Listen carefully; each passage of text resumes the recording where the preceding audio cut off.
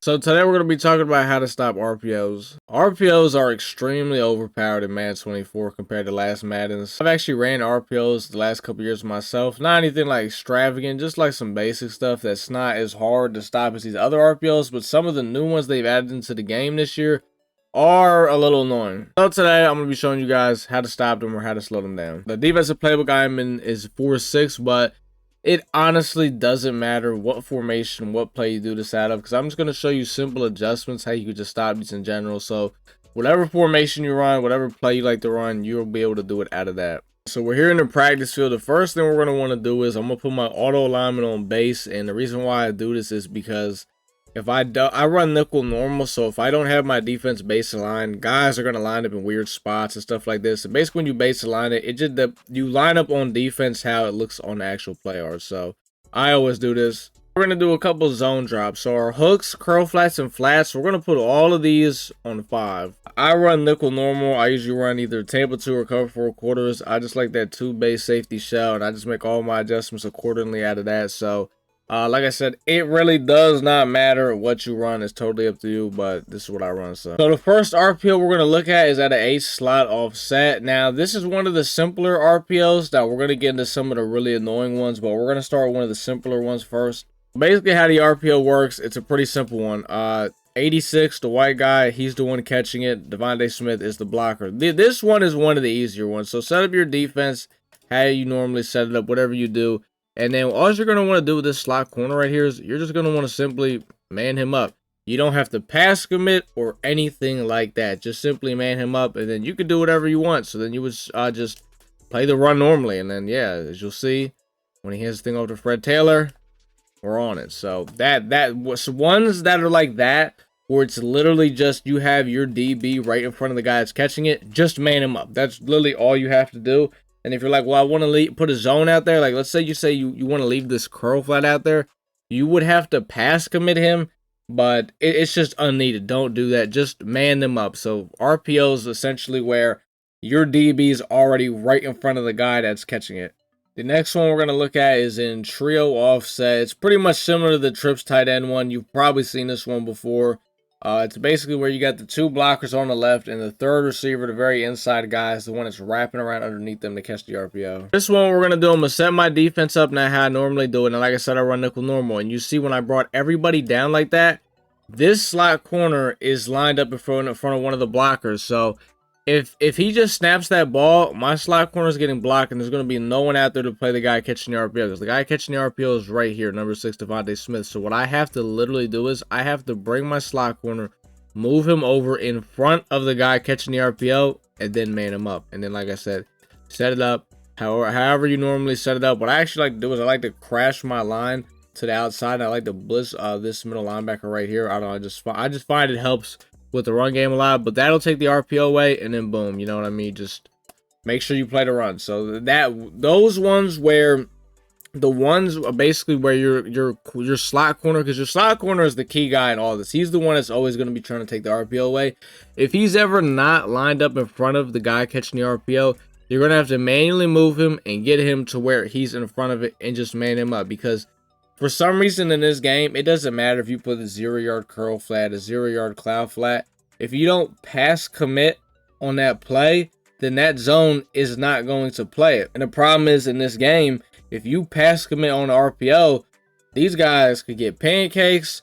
A lot of people don't know this, but when you pass commit on a run play, RPOs count as that. When you pass commit on that, and if they run the ball, your entire team, one, pursuit angle is going to go to shit. I don't know why. And also, it doesn't let your team get to their like maximum speed when they're trying to chase ball carriers. I don't know why that is, but that's a thing. That's why we always try to man the slot guy up, because we don't have to pass commit. Because if you get caught in a pass commit on some of these things, man, it's going to get really bad. Next RPO we're going to look at is in Gun Monster. Now, this is one you probably saw a lot last year. I honestly haven't seen it as much this year. So basically, you guys know Monster. It's only like 3 linemen. You got your left tackle and right tackle are actually lined up out wide. Now, in this play, there's multiple options where they could throw the RPO. They could throw it to the left side or the right side. The 2 guys that are catching it on the left side would be number 6, Devontae Smith. On the right side, it would be number 86, Brian Finnegan. What I like to do against this Gun Monster right here it's a little bit different now. Like I said, this is what I do at a nickel normal. So what some of you guys might do is a little different. I like to do is right. So first thing I do is I bring everybody down like this, right? You want to get everybody as close to the line of scrimmage as possible. And what I go ahead and I do is I move both of my safeties a little more to the inside like that. Then I'm manning each one of them up on the guy that's catching the RPO. So it looks a little something like this. And then that's pretty much it. Then you really just got to shoot the gap with your user, and they're gonna get out there. Don't worry, they're going to get out there. As you'll see, as this ball snapped, boom, guys are getting out there. They might actually get the throw off, but they're gonna get there to make the tackle. Trust me. I don't think Gun Monsters is good this year because, at least from what I've noticed that these DNs will actually kind of get out there and help with the actual RPO. Like even when I have them just on a normal blitz. And I don't know, it's still easy to stop the run, so I don't think that maybe that's why people don't run Gun Monsters much this year, but that's kind of what I like to do against that. Next RPO we're going to look at is actually in single back bunch tight end. I'm sure you've seen this one. It's where it's like a handoff to the right, and then you got the 3 guys on the left, and they can catch the RPO. The guy on this play catching the RPO is the very inside guy, number 6. I'm actually in regs right now because I don't have some of these formations in my actual playbooks and what I actually do on this one is, so the safety on that side where he's catching the RPO, I actually man him up on the guy catching it. And at least for what I've noticed on this play, I noticed that my DBs seem to get off the block really good, and they just shed very good. So they're able to just kind of get over there. Like, they're going to probably throw it, but they always seem to make the tackle on it. Like, you'll see, boom, right there. Like, cause he has to go get re-blanket but then that leaves that guy one-on-one to go make the tackle. So I mean, that's just kind of how I live with it. Like, he could throw it, but as long as we make the tackle, it's all good. And even sometimes what I actually like to do, I like to do that same thing, but I actually come out in Tampa too. I usually, actually, this is like the real setup of my, kind of my defense right here. It'll look a little something like this. It's a little crazy, but hey, man, you know what I mean? And then they'll snap it, throw it. It's funny, Aaron Rodgers in here, and Aaron Rodgers is one of them. Not funny that he's hurt, but it's like, wow, he's out for the season, man. Next RPO we're looking at, I know you've seen this one before. It's at a bunch strong offset. It's the play all the way to the right RPO alert screen. This one I'm sure is giving a lot of people headaches. So there's 2 ways of going about this one. So on this one, the guy catching it is number 10 all the way to the right. There's 2 different ways I like to do this one. There's one where I actually do indeed use a zone to stop it, but I have to pass him on the play, and there's also a way of just manning him up. Bring everybody down like I normally do. And the first way I do this is I actually end up putting this outside guy on a cloud flat, because I actually do this a lot when I run this defense anyway. And I'll just pass commit, so he'll actually play number 10, but like I said, it's a pass commit. So on this run play, you really got to shoot the gap, and you got to be like committed, and you got to go all the way with it, because with him on that 5-yard cloud flat, he's going to catch that ball, but he's going to be right there to break it up. So if you want to put it on 0 so he has no chance of really catching it, you could do that, but I like to leave it on 5. The other way is just, you know, quite literally manning him up. The only thing is, though, you have to man the outside corner up on him, so it would have to be Darius Slay that gets manned up on him. So obviously you can see this could lead to other things. So what I like to kind of do is I'll man the safety up on the slot, and then I'll usually blitz this guy, right? Like, this is a legit setup, right? I'll give you guys a little setup. It'll look a little something like this. I know it's crazy. I always shade to the outside on this just in case number 6 is on that corner route.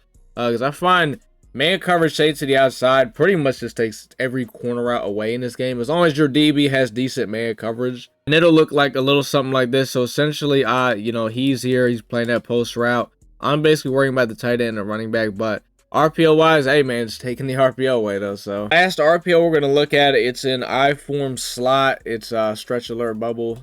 This one's pretty easy, to be honest. Like I said, you just literally man the slot corner up on the guy right here because he's catching it. And also what I like to do is I like to bring this linebacker over there and the outside corner, and they're literally blitzing. It doesn't show it, but Slay is actually being blitzed right now, because it's a run to the right, so it'll just make your life a whole lot easier. Because like I said, I do this all out of nickel normal. I'm not getting out of nickel normal.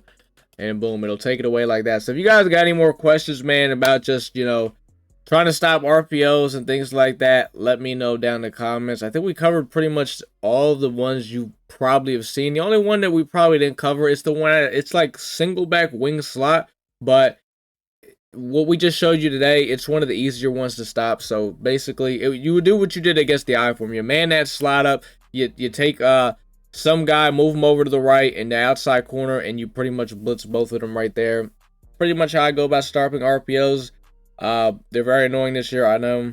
If you guys got any more questions, man, let me know down in the comments. I'll see if I can figure out and help you guys. Want to see me do this live in effect, man, go ahead, drop a follow to the Twitch, man. We stream Madden every single night, so if you guys got questions you want to ask me live, you can go ahead and ask me over there, man. Hopefully this helps you guys with some of your RPO problems. Look, man, I know they're difficult, they're annoying, because you know you're trying to set up your adjustments to stop the RPO, and then what does he do? He quick snaps you with verticals, man. It's always the greatest thing in the world, man. But you just gotta have some fast fingers, man. Especially for the way I play defense, because the way I go about it, everything's kind of a disguise, a mask. It always looks like the same thing. You never know what you're getting. So, in order for me to do that, I have to be very fast with my adjustments at the line, which, when I get everything off, it's a bag. When I don't, it's bad.